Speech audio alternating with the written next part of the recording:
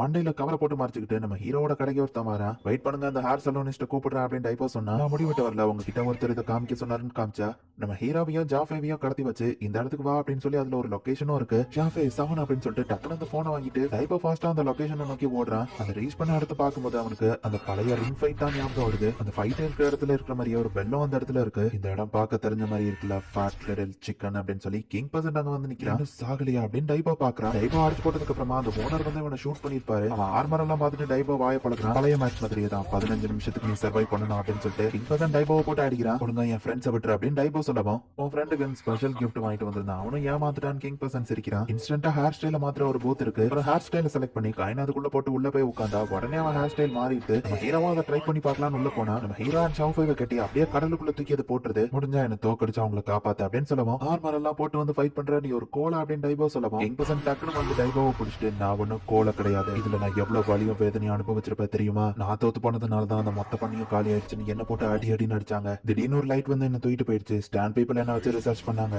ஒவ்வொரு நாளும் நரக வேதனையை அனுபவிச்சேன். ஆனா அது எல்லாத்தையுமே நான் பொறுத்துக்கிட்டு இருந்தேன். நான் ஒருத்தன் தான் அதுல சர்வை பண்ணேன். அப்புறமா என்ன ஒரு எலைட் சோல்ஜரா மாத்தினாங்க. அன்னைக்கு நான் ஒரு ஷான்போ அசாசனைய கொன்னேன். இப்போ நான் ஒரு கில்லிங் வெப்பன். ஆனா ஒன்னால அந்த டிஎக்ஸ் என்ஹான்சர் இல்லாம எதுவும் பண்ண முடியாது அப்படின்னு சொல்லி கிங் பர்சன் சிரிக்கவும், ஹோமல சில ஸ்கிராப் மெட்டல போட்ட உடனே நீ பெரிய ஆள்னு நினைச்சிட்டு இருக்கல அப்படின்னு டைபா கேட்க போய், அப்படினாலும் உன்னால என்ன தோக்கடிக்க முடியாதுன்னு சொல்லவும், டிஎக்ஸ் என்ஹான்சர் இல்லாம பல வருஷமா நான் ட்ரைனிங் எடுத்துட்டு இருக்கேன் அப்படின்னு டைபா இப்போ ஸ்ட்ராங்கா டிரான்ஸ்ஃபார்ம் ஆகுறான். கிங் பர்சன் லேசர் வச்சு ஷூட் பண்ணி நினைக்கிறான். அதுல இருந்து தப்பிச்சு டைபா அசால்ட்டா வந்து அட்டாக் பண்ண போறான். சிஸ்டம் வந்து அவன் அட்டாக் பண்ண போறதை ப்ரெடிக்ட் பண்ணி டைபாவை கிங் பர்சன் அட்டாக் பண்ணிட்டான்.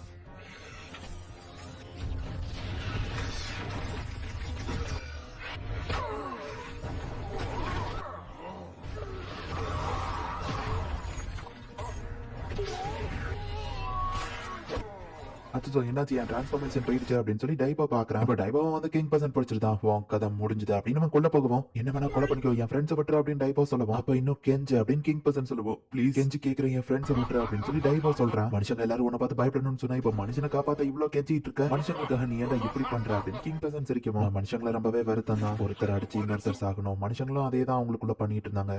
ஒருத்தர் இறக்கமே இல்லாம கொலை பண்ணி காசு பார்த்துட்டு இருந்தாங்க. ஆனா சவன் அப்படி இல்ல. அவன் காசுக்காக ஒருத்தரை கூட இது நாள் வரை கொன்னதில்ல. பட் பதிலுக்கு மத்தவங்க எல்லாரையும் அவன் காப்பாத்த தான் செஞ்சான். தான் உயிரை கூட அவன் சாக்ரிஃபைஸ் பண்ண தயாரா இருந்தான். ஷாஃபேக்கும் அவனை ரொம்பவே பிடிக்க ஆரம்பிச்சது. அவனா ஒரு ஃபேமிலியா ஃபீல் பண்ண ஆரம்பிச்சேன். நான் ஹாப்பியா தான் இருக்கேன் அப்படின்னு சொல்லி டைபோ சொல்லவும், சாவிடா அப்படின்னு சொல்லி கிங் பர்சன் வந்து டைபோவை கொல்ல போகவும், டைஃபே நீ இருக்கிற இடத்துக்கே நான் வர போறேன் அப்படின்னு டைபோ நினைச்சா இப்போ டைஃபே அந்த இடத்துக்கு வரான். அவன் ஃபர்ஸ்ட் டைமா ஃபைட் பண்ண மாதிரியே இப்போ ஹெட் ஸ்பின் பண்ணி டைஃபே வந்துட்டு கிங் பர்சன் கழுத்துலயே அட்டாக் பண்ணி அவனுக்கு ரத்தம் வருது. இவன் எப்படி என்ன உயிரோட இருக்கான் அப்படின்னு கிங் பர்சன் டென்ஷன் ஆகுறான். அவன் குத்தலான்னு போகும்போது திடீர்னு பார்த்தா டைஃபே மறைஞ்சிருக்கான். பின்னாடி டக்குன்னு ஷாஃபே வந்து பிடிச்சிருந்தான். பார்த்தா நம்ம ஹீரோ தான் டைஃபே மாதிரி டிரான்ஸ்ஃபார்ம் ஆகியிருக்கான். நம்ம ஹீரோ வயரை கட் பண்ணுவோம். அவன் சிஸ்டம் மொத்தமே ஷட் டவுன் ஆயிருது. அந்த மாதிரி டிரான்ஸ்ஃபார்ம் ஆனா இவன் டென்ஷன் ஆவான். உனக்கு எப்படி தெரியும் அப்படின்னு நம்ம ஹீரோ கேட்கறான். நீங்க ரெண்டு பேரும் நேரத்துக்கு கடலுக்குள்ள விழுந்து செத்துருக்கணுமே அப்படின்னு கிங் பர்சன் கேட்கவும், அந்த மொக்கையான டப்பா என் காயின முழுங்கிடுச்சு, என் ஹேர் ஸ்டைல் மாறவே இல்லை தெரியுமா, அது போக அந்த பாக்ஸ் என்னடா ஒரு சப்மரைன் குள்ள போய் விழுந்துருச்சு அப்படின்னு நம்ம ஹீரோ சொல்றான்.